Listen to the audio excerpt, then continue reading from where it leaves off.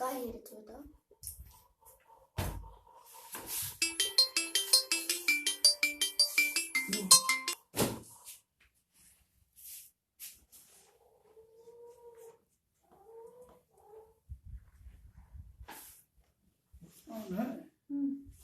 हाँ देखिए,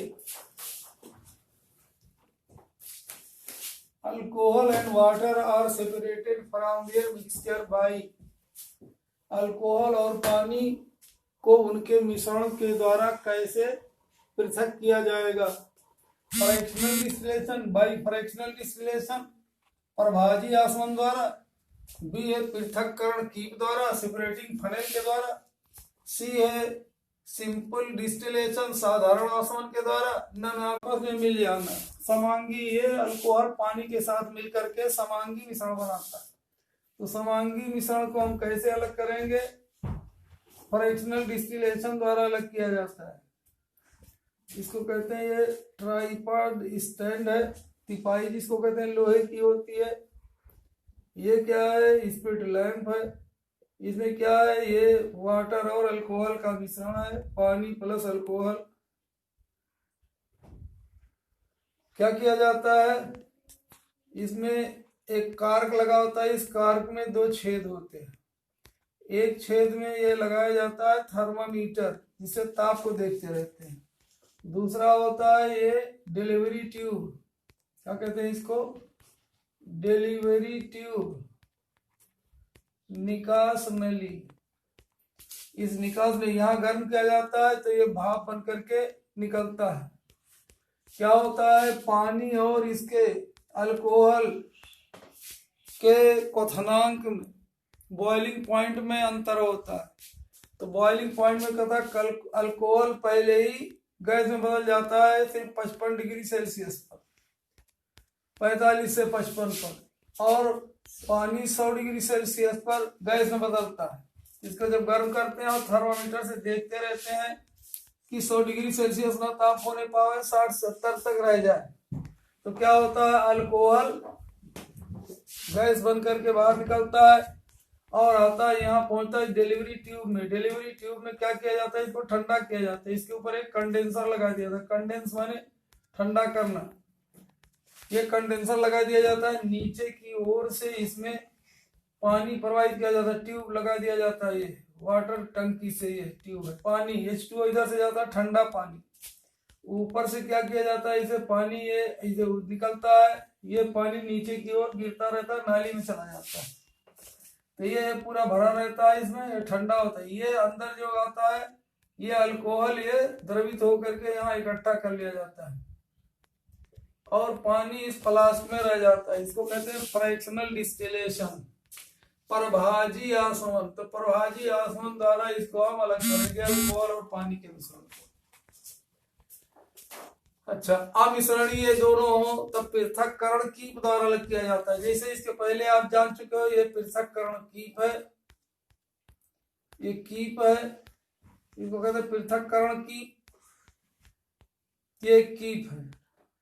कैसे अलग किया जाता है? यहाँ एक टोटी होती है, इसे बंद रखा जाता है। इसमें पहले भर लेते हैं। जैसे मान लीजिए पानी है और मिट्टी का तेल, पानी प्लस तेल, मिट्टी का तेल, दोनों आपस में अमिश्रणीय है, इसको मिलाइए तो नहीं मिलता है। मिलता है फिर ये पानी जो है क्या नीचे बैठ जाता है, तेल ऊपर रहता मिट्टी का। तो क्या कहते हैं? इसमें भर लेते हैं। उसके बाद थोड़ी देर बाद धीरे से इस टेप को खोलते हैं और इसमें क्या होता है? पानी इकट्ठा हो जाता है, धीरे धीरे गिरता जाता है। इसको आंख से हम देखते रहते हैं कि पानी की सतह कहाँ से है, कहाँ तेल वाली, आंख इसे दिखाई पड़ता है। ये पारदर्शी होता है, कांच का बना होता है। अब देखते हैं ये इस तरह से, मान लीजिए ये है, नीचे आएगा धीरे धीरे, जैसे यहाँ पहुंचता है बंद कर देते हैं टोटी। तो इस तरह से ये पानी इधर अलग हो गया, मिट्टी का तेल ऊपर रह गया। इसको कहते हैं पृथक्करण की, सेपरेटिंग फनेल के द्वारा। सिंपल डिस्टिलेशन क्या होता है? सिंपल डिस्टिलेशन में मैंने बताया था कि मान लीजिए आपको पानी आपके पास है, आपको पानी को शुद्ध करना है। इस पानी में कुछ लवण मिले होंगे, घुले हुए होंगे, उनको क्या किया जाता है? इसको आप गर्म करोगे, इसमें ठोस पदार्थ मिला तो द्रव नहीं। इसमें ये डिलीवरी ट्यूब है, इसको हम लोग निकास नली कहते हैं। ये यहाँ से इसको जब गर्म किया जाता है लोहे की तिपाई पर रख करके यहाँ स्पिरिट लैंप जलाया जाता है, ये जलेगा। इस तरह से गर्म होकर के भाप यहाँ आती है, पानी और ठोस पदार्थ इसमें जो लवण होते हैं वो नीचे बैठ जाते हैं, वो नहीं गैस में बदलता है, इसको लाते हैं। ये है कौन, कंडेंसर लगा हुआ होता है जिससे ठंडा होता है। कंडेंसर आपको बताया कि इधर नीचे से पानी प्रवाहित किया जाता है, ऊपर से पानी गिरता रहता है इस तरह से। और फिर ये पानी, पहले पानी भाप में बदला, भाप में बदलने के बाद फिर ठंडा होकर के पानी में बदल जाता है, इसको कहते हैं डिस्टिल वाटर, आसुत जल। ये है गंगा जल। अब ये हो गया, तो ये हो गया किसके द्वारा, यानी आंसर हो गया फ्रैक्शनल डिस्टिलेशन द्वारा। 26वां देखिए, Tyndall effect is shown by, टिंडल प्रभाव क्या होता है, टिंडल प्रभाव किसके द्वारा प्रदर्शित होता है निम्नलिखित में, शोन माने प्रदर्शित होता है। टिंडल प्रभाव किसके द्वारा प्रदर्शित होता है, सत्य विलेन के द्वारा नहीं होता है। किसके द्वारा होता है, कोलाइडी विलेन। इसमें कोलाइडी विलेन है मिल्क, तो मिल्क के द्वारा, दूध के द्वारा होगा। साल्ट सोल्यूशन, साल्ट माने नमक, नमक का घोल है, तो नमक का घोल क्या होता है, सत्य विलेन होता है। कॉपर सल्फेट का विलेन, ये भी सत्य विलेन है। कैसे जानोगे सत्य विलेन है, जैसे सोडियम क्लोराइड है, ये नमक, इसका सूत्र है NaCl, सोडियम आयन और क्लोराइड आयन से मिलकर, धन और ऋण मूलकों से मिलकर के बना यौगिक लवण कहलाता है या साल्ट कहलाता है। जितने भी साल्ट हैं सब पानी में घुलनशील होते हैं। ये कॉपर सल्फेट है, ये भी पानी में घुलनशील होता है। तो ये क्या है, ये पानी में घुलनशील यानी घोल बनाएगा, सत्य विलेन हो गया। ये मिल्क क्या है, सत्य विलेन नहीं है। ये क्या है, मिल्क, मैंने बताया था एक द्रव दूसरे द्रव में घुला रहता है, तो इसे हम लोग क्या कहते हैं, कोलाइडी विलेन। क्या होता है, एक द्रव फैट इसमें या वसा, फैट या वसा वो द्रव है, किसमें घुला होता है, पानी में घुला होता है। इसको हम लोग क्या कहते हैं, इमल्शन जिसको कहा जाता है। द्रव द्रव में जब घुला रहता है तो उस कोलाइडी विलेन को हम इमल्शन कहते हैं। तो इमल्शन है, ये ठोस है, तो ये क्या करेगा, टिंडल प्रभाव। टिंडल प्रभाव क्या होता है, यदि किसी कोलाइडी विलेन में से हम प्रकाश की किरणों को गुजारें तो वो क्या होता है, जैसे मान लीजिए प्रकाश की किरण इसमें कोई आ रही है, क्या आपने दिखाया, प्रकाश की किरण इस तरह से आ रही है, तो प्रकाश का मार्ग इसमें दिखाई पड़ता है। क्या होता है, प्रकाश का मार्ग दिखाई पड़ता है। मान लीजिए प्रकाश की किरण इधर से जा रही है, इधर आप देखोगे इस तरह से दिखाई पड़ता है। ये जो आकृति से बनती है, कोण क्या कहते हैं, तो टिंडल कोण कहते हैं। ये प्रकाश की किरण इसमें जो भेजी जाती है, क्या होता है, ये टॉर्च से इधर जलाइए तो इस तरह दिखाई पड़ता है। तो ये प्रकाश की किरणें दिखाई पड़ती, इनका मार्ग दिखाई पड़ता है। ये कण जो होते हैं इसमें चमकने लगते हैं, ठीक है। कैसे, मान लीजिए ये कोई है क्या, उत्तल लेंस है, इधर से यहाँ प्रकाश स्रोत है, सोर्स है, इससे प्रकाश की किरण इसे जाएगी, यहाँ से इस तरह से जाएगी, फिर ये इधर प्रकाश की किरण इधर चली जाती है।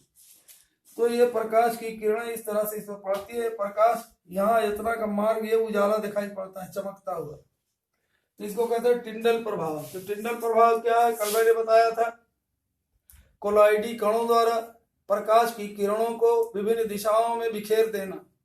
प्रकाश की किरणों का माध्यम के कणों द्वारा विभिन्न दिशाओं में बिखर जाना टिंडल प्रभाव कहलाता है, जिसको हम लोग परकीरणन कहते हैं। क्या, परकीरणन, स्कैटरिंग, स्कैटरिंग ऑफ लाइट। ये हो गया टिंडल प्रभाव। तो टिंडल प्रभाव कौन प्रदर्शित करता है, कोलाइडी विलेन यानी मिल्क। ये सही हो गया। कहाँ मिटा है,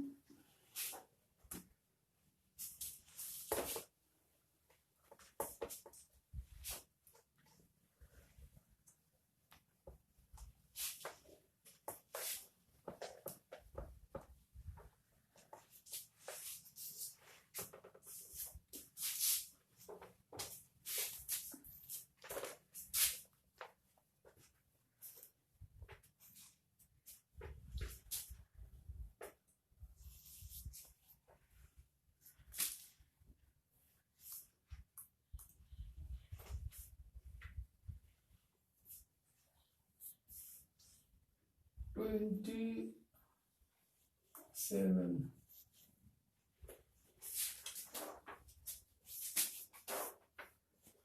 What is एलिमेंट? निम्नलिखित में कौन तत्व है? कौन तत्व है? ए है, देखिए, शक्कर का घोल, सॉल्यूशन ऑफ शुगर, चीनी का घोल।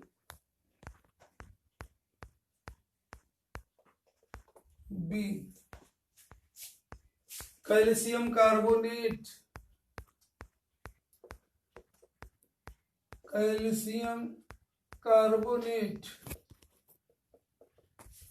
Calcium carbonate. सी कह रहा है सिल्वर। डी, इनमें से कोई नहीं, नन ऑफ दीज। कौन इसमें तत्व है? तत्व किसे कहते हैं? एलिमेंट माने तत्व। ऐसा पदार्थ तत्व कहलाता है जिसे किसी भी रासायनिक विधि द्वारा और अधिक सरल रूपों में न भिन्न गुण वाले और अधिक सरल रूपों में न बदला जा सकते, इसे तत्व कहते हैं। जैसे मैंने बताया था, लोहे को कितना ही छोटा कर दे आप, यानी उससे आप चांदी नहीं बना सकते, उससे सोना नहीं बनेगा, लोहा ही रहेगा, न उससे दूसरा कोई पदार्थ बनेगा। तो ऐसा पदार्थ तत्व कहलाता है जिसे किसी भी रासायनिक विधि द्वारा और अधिक सरल रूप में नहीं बदला जा सकता। तो इसमें क्या है? Solution of sugar. शुगर के आप जानते हो, शुगर का फार्मूला क्या है? C12H22O11। देख रहे हो, ये एक यौगिक है शुगर, और पानी भी यौगिक है। शुगर का घोल का मतलब चीनी प्लस पानी। तो ये चीनी क्या है? कार्बन, हाइड्रोजन और ऑक्सीजन, तीन तत्वों से मिलकर बना है। पानी, हाइड्रोजन और ऑक्सीजन से मिलकर के बना है। तो ये क्या हो गया? मिश्रण हो गया पूरा। क्या है? मिक्सचर। दो या दो से अधिक यौगिकों या दो या दो से अधिक तत्वों के मिश्रण को, के मेल को क्या कहते हैं? मिश्रण कहते हैं, जिसका गुण उसके अवयवी तत्वों के गुणों के समान हो। तो ये जो सॉल्यूशन होगा शुगर का, उसमें चीनी का भी गुण रहेगा, पानी का भी गुण रहेगा। ये कैल्शियम कार्बोनेट, इसका सूत्र आप जानते हो, CaCO3। ये भी तत्व नहीं है, यह है यौगिक। क्या है? यौगिक। सिल्वर क्या? सिल्वर को हम लोग क्या कहते हैं? चांदी, अर्जेंटम Ag। ये तत्व है, यही सही है। आइए 28वां। निम्न में से किस विधि द्वारा दो घुले द्रवों को मिश्रण से अलग करते हैं? Miscible liquids are separated by. Miscible liquids एक दूसरे से अलग किए जाते हैं। अभी मैंने बताया था कैसे मिसिबल लिक्विड्स, जैसे पानी और अल्कोहल, पानी और शराब को मिलाइए, मिल जाता है एक दूसरे से। तो मिसिबल लिक्विड्स, पानी और दूध एक दूसरे से मिल जाते हैं। तो इनको हम कैसे अलग करेंगे? इनको अलग करने का तरीका क्या है? बताया गया था, फ्रैक्शनल डिस्टिलेशन, प्रभाजी आसवन। प्रभाजी आसवन द्वारा अलग करेंगे, फ्रैक्शनल डिस्टिलेशन। कई बार इसको बताया जा चुका है, बार बार कहां तक बताया जाएगा जानते होंगे। फ्रैक्शनल डिस्टिलेशन देख लीजिएगा, चित्र अभी बताया गया था। फ्रैक्शनल डिस्टिलेशन द्वारा अलग करेंगे। 29 दिख रहा है, किस वैज्ञानिक ने 1661 में सबसे पहले तत्व शब्द का उपयोग किया? तत्व शब्द, the word element was used first by, किसके द्वारा? सिर्फ एक ही हम बता दे रहे हैं, जो आंसर है वो क्या है? बॉयल के द्वारा, रॉबर्ट बॉयल। यानी तत्व शब्द का आविष्कार किसने किया? बॉयल ने किया।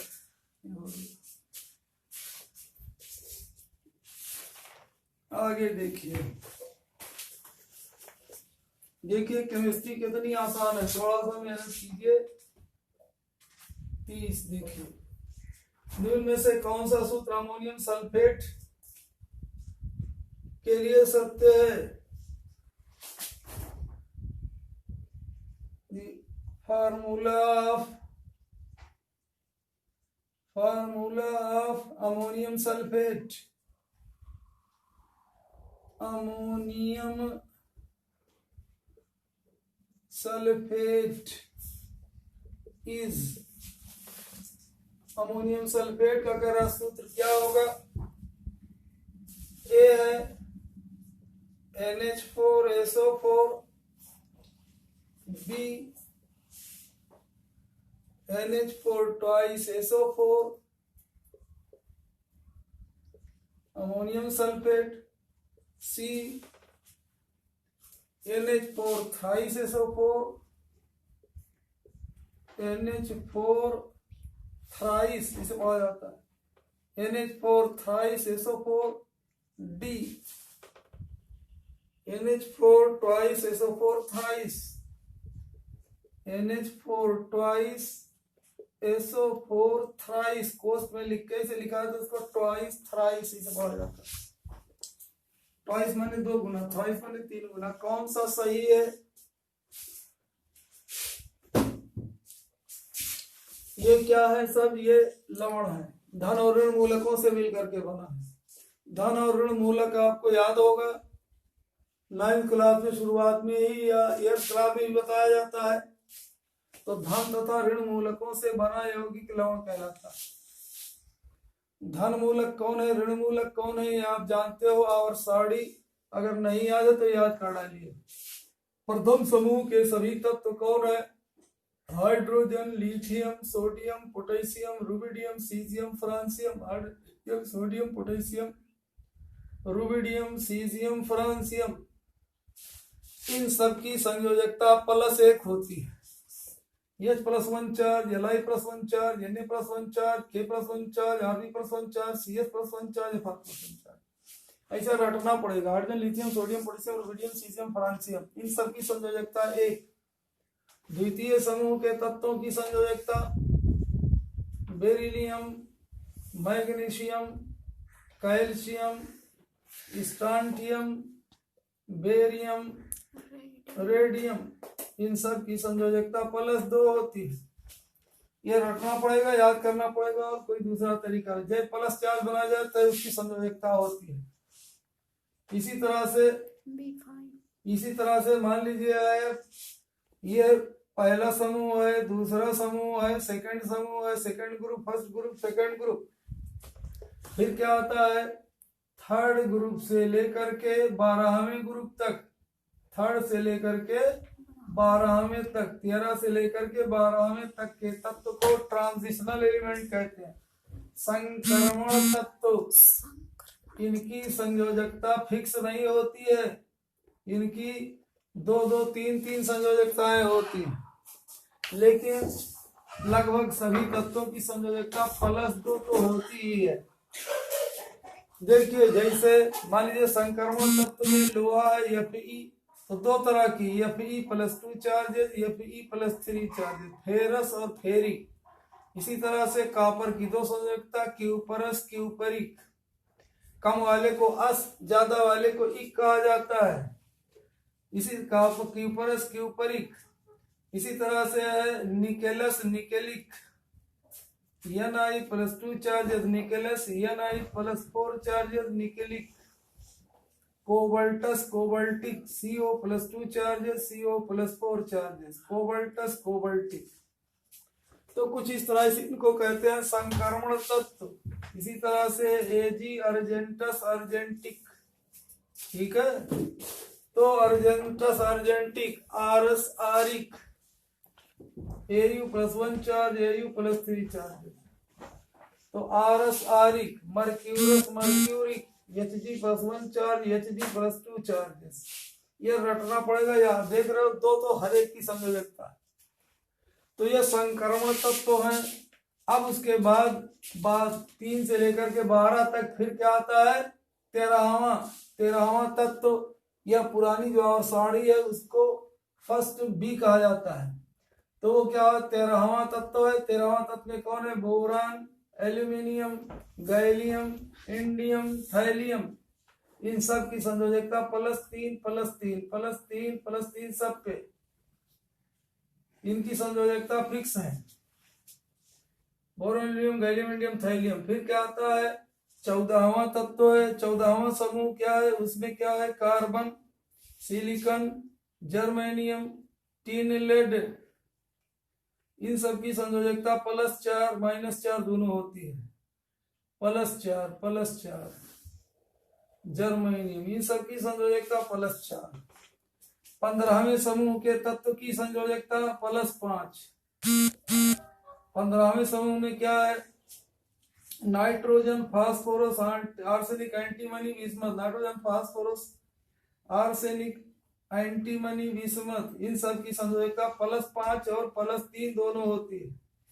+5 या -3, +5 या -3, +5 या -3, +5 या -3 है ना, +5 या -3। तो 3 और 5 दोनों होती है इनकी संयोजकता। ये हो गया। फिर आता है 16वां समूह। 16वें समूह में है, 16वें समूह में oxygen, sulphur, selenium, tellurium, polonium. Oxygen, sulphur, selenium, tellurium, polonium. इनकी संयोजकता -2। ये 4 से बढ़कर 4 होता है। फिर 4 के बाद 3 2 1 1 2 3 4 4 3 2 1 इस तरह से याद किया जाता है। Sulphur, selenium, tellurium, polonium. ये होता है, क्या होता है, सेलेनियम, टेलुरियम, पोलोनियम। अब आएंगे 17वें समूह के तत्वों की संयोजकता। ये फ्लोरीन, क्लोरीन, ब्रोमीन, आयोडीन, एस्टेटीन। इनकी संख्या -1 सबकी होती है। 18वां समूह है। 18वां समूह के तत्व क्या है, निष्क्रिय तत्व उनको कहा जाता है helium, neon, argon, krypton, xenon, radon. Helium, neon, argon, krypton, xenon, radon. ये इनकी संयोजकता 0 होती है। इनको 0 समूह भी कहा जाता है 18वें समूह के तत्वों को। तो यह आपको याद करना पड़ेगा। नहीं याद है तो अब से रट डालिए, वरना एक भी फार्मूला आप सही नहीं लगा पाओगे। यौगिक का सूत्र लिखने के लिए धन और ऋण मूलक को पहले, ऋण मूलक को बाद में रखा जाता है। तो ये धन संयोजकता वाले कुछ ऐसे भी तत्व हैं, जैसे एक है NH4+1 4, इसको कहते हैं अमोनियम आयन। Ammonium ion. आइए, ऋण मूलक किसे कहते हैं। अब ऋण मूलक में आपने देखा ये है 15वां, 16वां, 17वां समूह के तत्व, ये सब ऋण मूलक है। देखो ये सब क्या है, ऋण मूलक बनाते हैं। और ये तो एकल तत्व है, एकल परमाणु वाले सब है। कुछ जो होते हैं जैसे उनको भी रखना पड़ेगा आपको। जैसे आपने लिखा ये CO3-2 charges carbonate ion, HCO3 -1 charge bicarbonate ion, SO4 -2 sulphate ion, HSO4 -1 charge bisulphate ion, NO3 -1 nitrate ion, NO2 -1 nitrite ion, N-3 nitride ion. इस तरह से आप याद करोगे। PO4 -3 phosphate ion. क्या याद करोगे, ये ऋण मूलक है आप। ClO3 -1 chlorate ion, H -1 hydride ion, O -2 oxide ion, S -2 sulphide ion. तो ये आप ऋण मूलक भी इसे याद कर डालोगे कुछ। OH -1 हाइड्रोक्साइड आयन इसको कहते हैं, OH -1 हाइड्रोक्साइड आयन। इन सबको याद करोगे। अब धन और ऋण मूलक को मिलाने से यौगिक बनता है। धन और ऋण मूलक, तो इनको हम कहते हैं यौगिक। यौगिक के सूत्र लिखने की विधि है, धन मूलक को पहले लिखिए, ऋण मूलक को बाद में लिखिए। धन मूलक को पहले बाईं ओर ऋण मूलक को दाईं ओर लिख करके उनकी संयोजकताओं की अदला बदली कर दीजिए। धन मूलक को पहले, ऋण मूलक को बाद में लिख करके उनकी संयोजकताओं की अदला बदली। धन मूलक को पहले, ऋण मूलक को बाद में लिखकर संयोजकताओं की अदला बदली कर दीजिए। अब जैसे इसमें कहा इन्होंने अमोनियम और सल्फेट दो मूलक हो गए। अब इसमें खोजिए कहाँ है अमोनियम। ये आपने देखा अमोनियम NH4%।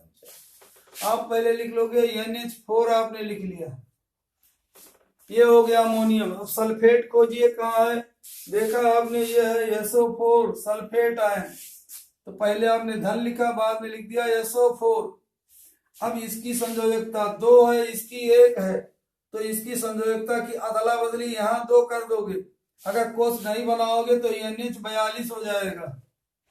तो ये बताता है कि ये NH4 माने N1H4, 2 के गुणा इसमें भी होगा, इसमें भी होगा। अब SO4 इसकी संयोजकता अमोनियम की 1 है, तो यहाँ पर 1 लिखोगे। अब 1 लिखो चाहे ना लिखो, माना जाता है वैसे ही। तो क्या लिखेंगे NH4 ट्वाइस SO4, ये हो गया अमोनियम सल्फेट का सूत्र। ये हो गया करेक्ट।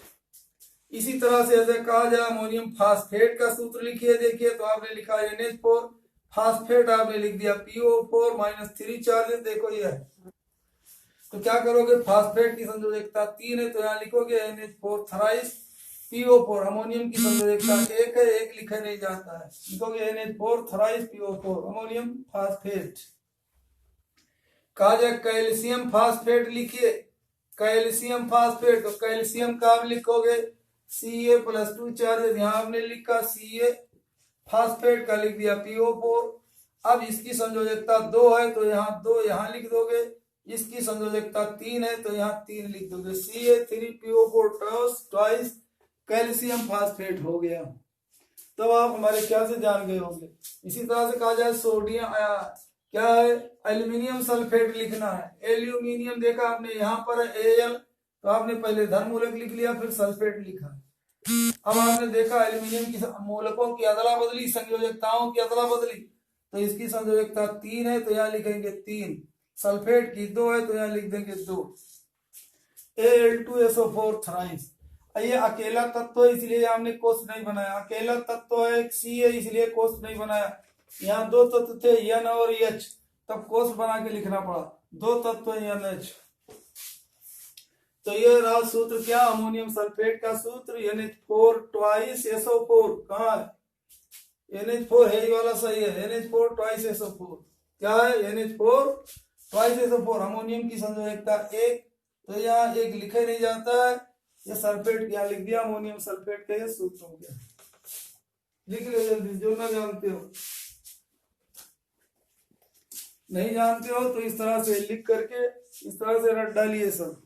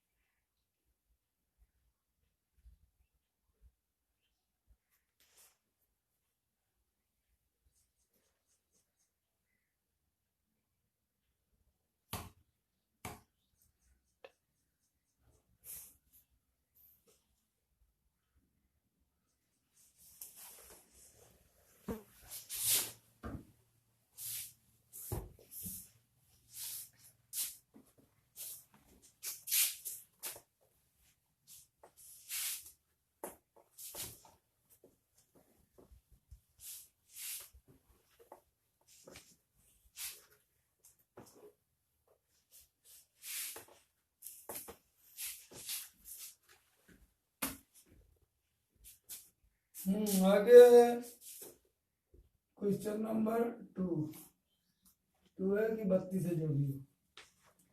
Al2O3 का मॉलिक्यूलर वेट क्या रहा है, द्रव्यमान सूत्र या अणुभार।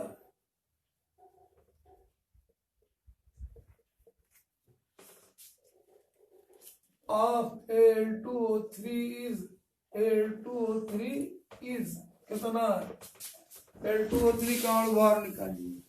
तो अणु भार किसे कहते हैं? किसी यौगिक के एक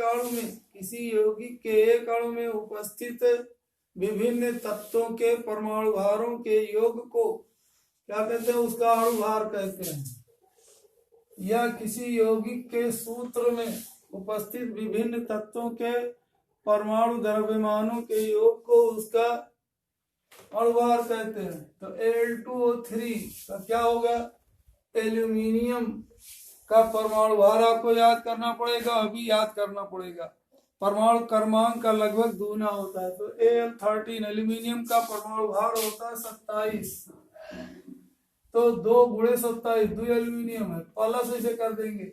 ऑक्सीजन का परमाणु भार है 16, तो 16 × 3 3 है, बराबर हो गया 27 दूना 54 प्लस 16 3 48 8 4 12 के 82 1 5 6 4 10 102। तो कहोगे molecular weight of Al2O3 is 102।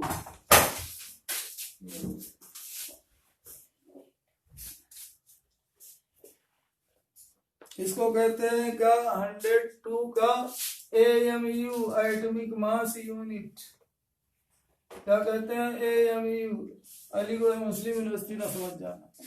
AMU का एटॉमिक मास यूनिट क्या होता है? एटॉमिक मास यूनिट क्या होती है? माना गया है कार्बन परमाणु के 12वें भाग, कार्बन परमाणु का जितना वजन होता है उसका 12वां हिस्सा कर लीजिए, जो आवे वही एक AMU माना जाता है। पहले क्या करते थे लोग? हाइड्रोजन के एक परमाणु को 1 AMU माना जाता था, लेकिन चूंकि हाइड्रोजन एक गैसीय अवस्था में है, उसके रख रखाव में परेशानी होगी तौलने में, लेकिन कार्बन ये ठोस है और शुद्ध अवस्था में मिल ही जाता है आसानी से। तो इसलिए लोगों ने कहा कि नहीं, इसी को स्टैंडर्ड माना जाए।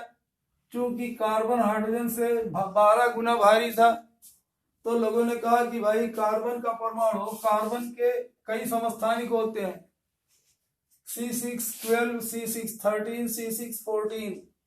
तो कहा गया वो कार्बन परमाणु जिसका परमाणु भार 12 हो, उसके परमाणु भार का 12वां भाग कर लो, जो आवे वही एक 1 AMU हो गया। तो 1 AMU तो क्या हो गया? ये एल्यूमिनियम है। एल्यूमिनियम का कितना होता है? ये एल्यूमिनियम का एक परमाणु क्या है? हाइड्रोजन के एक परमाणु से 13 गुना भारी है। ठीक है, तो देखा गया ये होता है 27 होता है। एल्यूमिनियम का एक परमाणु हाइड्रोजन के एक परमाणु से 27 गुना भारी है। ऑक्सीजन का एक परमाणु हाइड्रोजन के एक परमाणु से 16 गुना भारी है। ये पुरानी पद्धति है हाइड्रोजन वाली। कार्बन का 12वां हिस्सा कर लो, तो 12वां हिस्सा कर लोगे तो वो हाइड्रोजन आएगा यही। तो इसको AMU एटॉमिक मास यूनिट कहते हैं। तीसरा देखिए, निम्न में से कौन सा सूत्र Al2SO4 थ्राइस के लिए सत्य है? निम्न में से कौन सा सूत्र Al2SO4 थ्राइस के लिए सत्य है?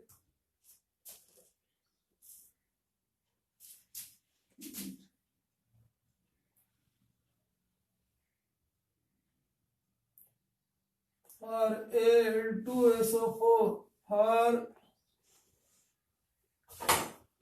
Al2SO4 thrice or Al2SO4 thrice, what is correct?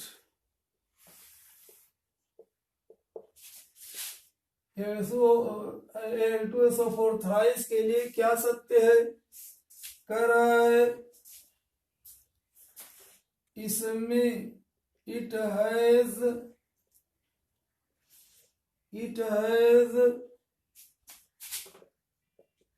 Al+2 charges and SO4 -2 charges।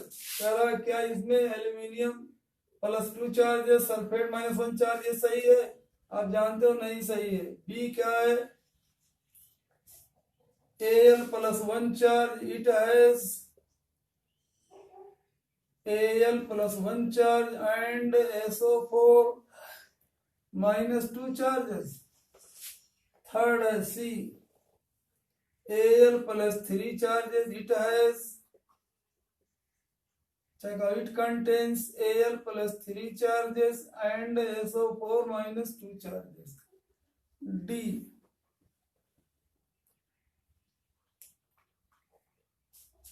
Al plus 3 charges, it has Al plus 3 charges and SO4 minus 3 charges. आप जानते हो इसको, सिर्फ आपको रटना है, जानना है। आप जानते हो एल्यूमिनियम की संयोजकता +3 होती है, ये वाला सही है, और सल्फेट की संयोजकता -2 होती है। क्यों ये होती है इसको भी आप जानते हो, थोड़ा देख लीजिए। CO3 -2 चार्जेस क्यों होता है, SO4 -2 charges, PO4 -3 charges, NO3 -1 charge, ये क्यों ऐसा होता है। HCO3 -1 चार्ज क्यों होता है, HSO4 -1 चार्ज क्यों होता है। मान लीजिए कभी भूल जाए तो इसको कैसे देखोगे, आप देखोगे चूंकि कार्बन 14वें समूह में है तो इसकी संयोजकता +4 होनी चाहिए। क्या होनी चाहिए, +4। 14वें में, 15वें में तो +5, 16वें में है तो +16, 17वें में +17, ठीक। तो 14वें में है तो +4 या -4 दोनों होता है। 15वें समूह में है तो +5 या -3 होता है। 16वें में है तो +6 या -2 होता है। 17वें में है तो +7 या -1 होता है, याद रखिए। अब आइए, हमको मान लीजिए कार्बोनेट का निकालना है, तो कार्बोनेट का कैसे निकालेंगे, हम जानते हैं कार्बन की संयोजकता +4, ऑक्सीजन के सापेक्ष कार्बन धनात्मक बाईं ओर वाला धनात्मक, दाहिनी ओर वाला ऋणात्मक होता है। तो ये +4 हो गया। देखिए कार्बन की, ऑक्सीजन की कितनी होती है, -2, आप जानते हो ऑक्सीजन की संयोजकता -2, तो -2 है ऑक्सीजन की, तो ऑक्सीजन पर -2 है और गुणे कैट हुए 3 ऑक्सीजन है, तो गुणे 3 हो गया। तो ये +4 और ये हो गया 2 3 6 -6 मिला के हो गया -2, तो इसलिए हम कहते हैं CO3 -2 चार्ज। सल्फेट का क्यों माइनस है, देखिए सल्फर 16वें समूह का तत्व, इसकी संयोजकता +6 हो गई, 2 3 4 5 6 हो गई। ऑक्सीजन की संयोजकता -2 होती है, तो ऑक्सीजन पर कितना हो गया, 4 ऑक्सीजन, 4 दूनी 8 हो गया, 1 2 3 4 5 6 7 8 हो गया। सल्फर का +4 और ये -8, कितना हो गया, -2, तो कहोगे सल्फेट की संयोजकता -2। फास्फेट का कैसे याद करोगे, फास्फोरस 15वें समूह का तत्व, सब याद करोगे और साड़ी रट डालिए, वरना केमिस्ट्री कुछ नहीं आएगी। पहली शुरुआत यही है, और साड़ी रटिए। आपको सूत्र लिखना है तो यहीं से, तो फास्फोरस में क्या होता है, +5, फास्फोरस का +5 -3 भी होता है, तो +5, तो +5 कितना हो जाएगा। और फास्फेट ऑक्सीजन का कितना है, ये ऑक्सीजन को -2 होता है, तो 2 गुणे 4, ये 4 है, 4 दूनी 8 हो गया, तो +5 और -8 बराबर हो गया -3, तो फास्फेट को -3 चाहिए। नाइट्रेट पर क्यों होता है, इसको देखिए, NO3 -1 चार्ज, नाइट्रोजन की संयोजकता +5, इसलिए 15वें में है, nitrogen phosphorus arsenic antimony bismuth, तो +5 इसका हो गया। ऑक्सीजन पर -2 है, तो -2 गुणे 3 -6 हो गया। आपने जोड़ा +5 और -6 बराबर हो गया -1, तो इसी -1 चार्ज हो। अब आइए HCO3 कार्बोनेट का, आप जान रहे हो कितना कार्बोनेट का भी आपने निकाला, ये -2 चार्जेस। अब आपने H और उसी में जोड़ दिया, ये CO3 है, -2 चार्जेस है ये, इसी में एच आपने जोड़ दिया तो एच पर +1 चार्ज है, CO3 -2 चार्ज है, दोनों मिलाएंगे तो क्या हो जाएगा, HCO3 -2 +1 बराबर -1 रह गया, -1 इसी तरह से बाइकार्बोनेट, तो जब बाई इसको पढ़ते हैं, हाइड्रोजन लगा दिया जाए बाई और तो उसको बाई बाई पढ़ते हैं, या कहेंगे हाइड्रोजन कार्बोनेट, चाहे बाई कार्बोनेट, हाइड्रोजन सल्फेट, या क्या कहेंगे बाई सल्फेट का है, बाई कार्बोनेट बाई सल्फेट। ठीक, तो ये हो जाएगा। इस तरह से आप इसकी संयोजकताओं को याद करोगे। हाँ कौन यही, चलो हेलो रखो, आवाज तो नहीं, ये लो दिखाने के लिए। हाँ